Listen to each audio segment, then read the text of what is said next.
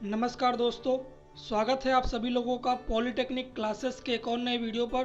दोस्तों, polytechnic entrance exam में एक ऐसा क्वेश्चन जो बहुत ही कॉमन होता है और हर बार पूछा जाता है कि किसी यौगिक दे दिया रहेगा और उसका नामकरण पूछेगा, यानी कि उसका आईयूपीएसी नाम पूछेगा।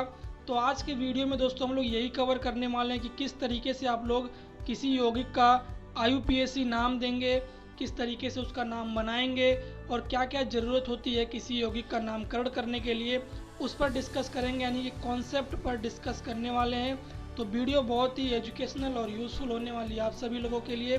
वीडियो के साथ एंड तक बने रहिएगा। दोस्तों, आप सभी लोगों से निवेदन, अगर आप लोग चैनल पर पहली बार विजिट कर रहे हो तो प्लीज़ इस चैनल को सब्सक्राइब करके बेल आइकन को प्रेस कर लेना, ऐसे ही एजुकेशन वाली वीडियो देखने के लिए, जो कि आपके आने वाले एग्ज़ाम के लिए बहुत ही हेल्पफुल होगी। तो दोस्तों, आज की वीडियो में हम लोग जानेंगे कि कार्बनिक यौगिकों का नामकरण, यानी कि किस तरीके से उसका आईयूपीएसी नाम करते हैं और किस तरीके से करेंगे, वो देखने वाले हैं। तो कार्बनिक यौगिकों के नामकरण की आधुनिक पद्धति आईयूपीएसी प्रणाली है, यानी कि जो प्रणाली है उसको किस नाम से हम लोग बुलाते हैं, आईयूपीएसी के नाम से बुलाते हैं, जिसमें कार्बनिक यौगिकों का नाम मुख्यतः 3 अवयवों से मिलकर बना होता है। यानी कि आप लोग 3 अवयव जान लीजिए कि क्या होता है, उसके बाद जो है आप लोग किसी भी यौगिक का आईयूपीएसी नाम बता देंगे।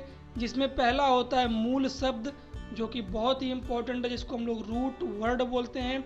दूसरा होता है सफिक्स, जिसको हम लोग अनुलग्न बोलते हैं। और तीसरा होता है प्रीफिक्स, जिसे हम लोग पूर्व लग्न के नाम से जानते हैं। यानी कि ये 3 चीज़ें अगर आप लोग जान लेंगे तो आप लोग किसी भी यौगिक का नामकरण आसानी से कर लेंगे।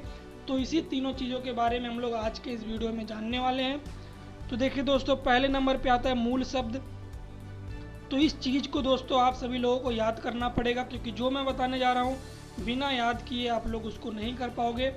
तो देखिए दोस्तों, यदि यह किसी कार्बनिक यौगिकों में कार्बन के परमाणुओं की संख्या को प्रदर्शित करता है। यानी कि दोस्तों, यौगिक में जो कार्बन होते हैं उनको परमाणुओं की संख्या को व्यक्त करने के लिए हम लोग इसका प्रयोग करते हैं।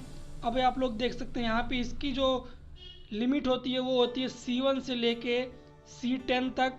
और दोस्तों, इसके नाम थोड़े अलग हैं, लेकिन अगर आप लोग इन्हें 1 2 बार 3 बार पढ़ेंगे तो ये आप लोगों के जुबान पे याद हो जाएगा। और इसको याद कर लेना दोस्तों बहुत ही ज़रूरी है। तो देख लीजिए, आप लोग यहाँ पे C1 C2 C3 C4 C5 दिया है, इधर उनके नाम दिए हैं, और ये 10 तक दिया है और उसके नाम दिए। देखिए दोस्तों, एक बार देख लेते हैं हम लोग। तो दोस्तों, सबसे पहले आप लोगों को क्या चीज़ क्लियर करनी है कि C1 पे मेथ होता है और C2 पे एथ होता है। क्योंकि दोस्तों मैंने देखा है बहुत सारे बच्चों को ये सब तो याद हो जाता है, लेकिन वो पहले और दूसरे में ही कंफ्यूज रहते हैं कि C1 से मेथ होता है या फिर C2 से मेथ होता है। तो इसको कन्फ्यूजन में मत रखिएगा। कैसे आप लोग याद करेंगे, meth, eth, prop, but, paint, हेक्सेप्ट, ऑक्टेनॉन, deck. देखिए दोस्तों, ये मुझे याद है, मैंने देख के नहीं पढ़ा है, मैंने खुद अपने जो है मतलब मुंह से बोलते हुए एक सांस में ही बोल दिया, क्योंकि दोस्तों ये मुझे याद है। और आप लोग भी इसको याद कर लीजिएगा। कैसे याद करेंगे देख लीजिए, meth, eth, prop, but, pent, hex, hept, octanone, dec. ठीक है, ये याद हो जाएगा। आप लोग 2 3 बार पढ़िएगा इसको। इसका स्क्रीनशॉट ले लीजिए, क्योंकि दोस्तों इसी से है जो है एक आईयूपीएसी नेम जो है बनेगा आप लोगों का। अब दोस्तों दूसरी चीज़ क्या आती है, अनुलग्न, जिसको हम लोग सफिक्स के नाम से जानते हैं। तो यह क्रियात्मक समूह पर निर्भर करता है। अनुलग्न 2 प्रकार के होते हैं, प्राथमिक तथा द्वितीयक। प्राथमिक अनुलग्न कार्बन श्रृंखला में संतृप्त तथा असंतृप्त की कोटि को प्रदर्शित करने के लिए मूल शब्द जोड़े जाते हैं। अब देखिए दोस्तों, यहाँ पे कार्बनिक श्रृंखला की प्रकृति, प्राथमिक अनुलग्न और उदाहरण दिया है। तो दोस्तों, जब कार्बन और कार्बन के बीच में सिंगल बॉन्ड रहता है तो उसे हम लोग एन के नाम से, यानी कि जो वहाँ पे प्राथमिक अनुलग्न पढ़ते हैं वो एन पढ़ते हैं।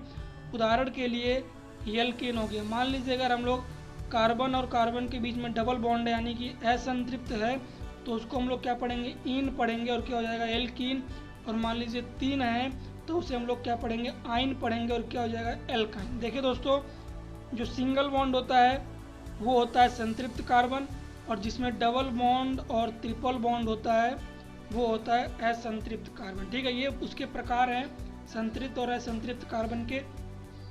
तो ये चीज़ भी आप लोग ध्यान में रखिएगा कि सिंगल को एन पढ़ते हैं, डबल को इन पढ़ते हैं, और ट्रिपल बॉन्ड जब रहेगा तो वहाँ पे आइन का यूज़ करेंगे। अब दोस्तों, ये तो आप लोग के प्राथमिक अनुलग्न हो गए। यहाँ पे दोस्तों कुछ द्वितीयक अनुलग्न के नाम दिए गए हैं, जो कि आप लोगों के एग्जाम में बनता है क्वेश्चन यहीं से। देखिए, द्वितीयक अनुलग्न कार्बन श्रृंखला के में उपस्थित निश्चित क्रियात्मक समूहों को प्रदर्शित करने के लिए प्राथमिक अनुलग्न के पश्चात जुड़ने वाला अनुलग्न है। ठीक है, तो यानी कि दोस्तों इसका यूज़ करते हैं और इसी से रिलेटेड, जैसे मान लीजिए आपसे पूछ लिया कि एल्कोहल कोई यौगिक है तो उसका क्रियात्मक समूह क्या होता है, तो उसका क्रियात्मक समूह होता है OH।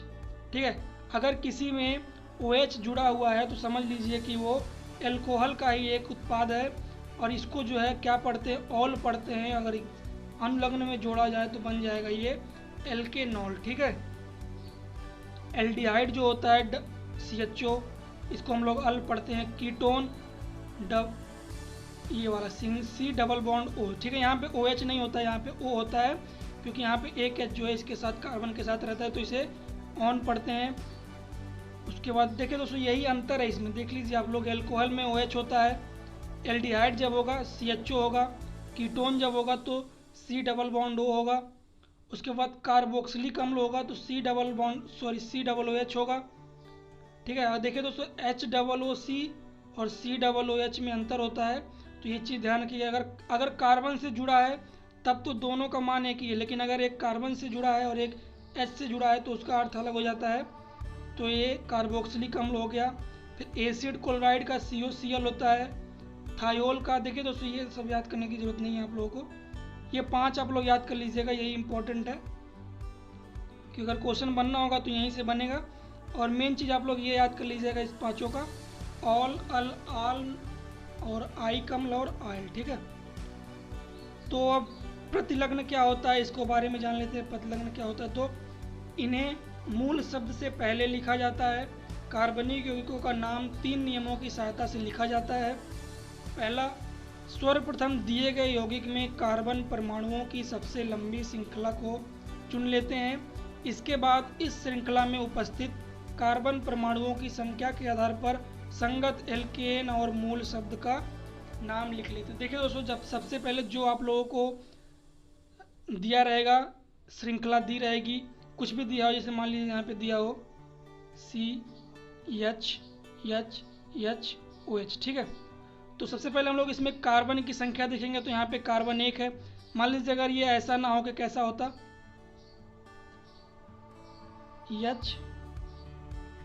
H ऐसे होता,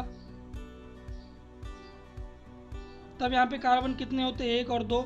उसके बाद दोस्तों अगर हम लोग इसको नामकरण की बात करते हैं, देखिए पहली चीज़ तो ये हो गई, हम लोग कार्बन की संख्या गिनेंगे तो 1 और 1 2 हो गया। अब देखिए दूसरा चीज़ क्या कह रहा है कि कार्बन परमाणुओं की चुनी हुई श्रृंखला में कार्बन परमाणुओं की संख्या कम से लिखते हैं। संख्याओं का क्रम उस सिरे से प्रारंभ करते हैं जो पार्श्व श्रृंखला या क्रियात्मक समूह को वहन करने वाले कार्बन परमाणुओं को निम्नतम संख्या, यानी कि दोस्तों जो हम लोग गिनती शुरू करेंगे वो कहाँ से शुरू करेंगे, वहाँ से जहाँ से वो क्रियात्मक संख्या जुड़ी हो, यानी कि जहाँ से ये OH, यानी कि मान लीजिए ये जो चीज़ें जुड़ी हों, OH, CHO, C double bond O, C double OH, ये चीज़ें देखी जाती हैं कि कार्बन श्रृंखला में किस कार्बन से जुड़ी है, और वहाँ से गिनती प्रारंभ करेंगे। उसके बाद क्या करेंगे, कार्बन यौगिकों में उपस्थित क्रियात्मक समूह को एल्केन के बाद लिखेंगे। ठीक है, तो ये चीज़ें बताई जा रही है कि कार्बन यौगिकों में उपस्थित क्रियात्मक जो भी समूह रहेंगे उनको एल्केन के बाद लिखेंगे। अब मान लीजिए दिया हो OH, सबसे पहले दोस्तों आप लोगों को देखना है कि वो जो बॉन्ड है वो पूरी तरीके से पूरी है कि नहीं। देखिए यहाँ पे कार्बन है 1 2 3 4 H। ठीक है, यहाँ पे ये सारे जो बॉन्ड है वो एक सिंगल कार्बन के साथ बॉन्ड होने चाहिए। मान लीजिए अगर आप एक H ये नहीं होता, अगर यहाँ पे डबल बॉन्ड होता तब भी जो है हो जाता सही, लेकिन श्रृंखला पूरी होनी चाहिए। देखिए अब यहाँ पे 2 कार्बन है, लेकिन जो हमारा क्रियात्मक समूह है वो इस कार्बन से जुड़ा हुआ है, तो हम लोग जो गिनती करेंगे वो 1 2 यानी कि इस कार्बन से करेंगे। तो हम लोग क्या कहेंगे 1 2 यानी कि मेथेन, और यहाँ पे ऑल जुड़ा है यानी कि मेथेन 1 ऑल। ठीक है, इसको इस तरीके से बोल सकते हैं मेथेन 1 ऑल, या फिर नहीं इसका नाम ही यही होगा मेथेन 1 ऑल। ठीक है, पहले से 1 2 सिंगल बॉन्ड है यानी कि एन होगा तो क्या हो जाएगा, सॉरी 1 2 2 सिंगल है तो यानी कि एथ। ठीक है, 2 कार्बन पे क्या होता है एथ होता है ना, यहाँ पे देखिए ऊपर। देखिए मैं भी इसी में कंफ्यूज रहता हूँ, इसलिए मैंने आप लोगों से बोला था कि आप लोग इसे ध्यान से रखिएगा कि अगर 2 कार्बन हो तो क्या होगा, एथ होगा, अगर 1 कार्बन हो तो मेथ होगा। तो वो जो श्रृंखला हमने बनाई थी उसमें क्या थे, 2 कार्बन थे, तो वो हो जाएगा एथ, और सिंगल बॉन्ड है तो कह देंगे एथेन, ठीक है, एथेन प्लस ऑल, यानी कि एथेन 1 ऑल, ठीक है, या फिर उसे एथेनॉल भी कह सकते हैं, ठीक है। अब ये चीज़ें हो गई दोस्तों। अब यहाँ पे देखिए कुछ यौगिकों के IUPAC नाम दिए हैं। तो ये दोस्तों आप लोग अगर ऊपर जो चीज़ें मैंने बताई अगर आप लोग उन्हें देख लेंगे तो आप लोग बनाना सीख जाएंगे। बाकी दोस्तों एग्ज़ाम के लिए कुछ जो होते हैं जो हर बार पूछे जाते हैं, कॉमन होते हैं, तो उनको याद कर लीजिएगा। तो वो मैं बता दे रहा हूँ कौन कौन से हैं कुछ यौगिकों के IUPAC नाम पद्धति में। तो ये देखिए यहाँ पे iodo methane CH3I, propanol CH3H7OH। अब देखिए प्रोपेनॉल बनाना होगा तो कैसे बनाएंगे आप लोग, ऐसे पहले 3 कार्बन है, 3 कार्बन लिख दीजिए, फिर देखिए 7 H है, तो पहले श्रृंखला पूरी करिए, 1 H 2 H 3 H 4 H 5 H 6 H, ठीक है, 7 H पूरे हो गए। उसके बाद एक OH है, तो ये OH, तो ये क्या बन गया आप लोगों का, ये प्रोपेनॉल का ये सूत्र बन गया। इस तरीके से आप लोग बनाएंगे। बाकी दोस्तों यहाँ पे देख लीजिए, ये जो इम्पोर्टेंट है इसको आप लोग नोट करिएगा। ये जो मैंने यहाँ पे दिया है आप लोगों के लिए ये इम्पोर्टेंट है, और इसको हो सके तो याद कर लीजिएगा, देख लीजिएगा, और इनको बनाने की भी कोशिश करिएगा किस तरीके से बनाते हैं। दोस्तों ये था IUPAC नाम का पूरा खेल। अगर आप लोग ये 3 चीज़ कौन कौन से मूल शब्द, अनुलग्न, प्रतिलग्न, अगर आप लोग इन्हें याद कर लेंगे, समझ लेंगे, तो आप लोग किसी भी यौगिक का IUPAC नाम या फिर IUPAC नाम से यौगिक का नाम बता सकते हैं। आई होप आप लोगों को ये वीडियो अच्छी लगी होगी। दोस्तों इस वीडियो को 1 लाइक जरूर करिएगा, प्लीज़ इस वीडियो को शेयर करिएगा। चैनल को अभी तक सब्सक्राइब नहीं कर रखा है तो कर लीजिएगा। दोस्तों वीडियो देखने के लिए धन्यवाद, मिलते हैं नेक्स्ट वीडियो में।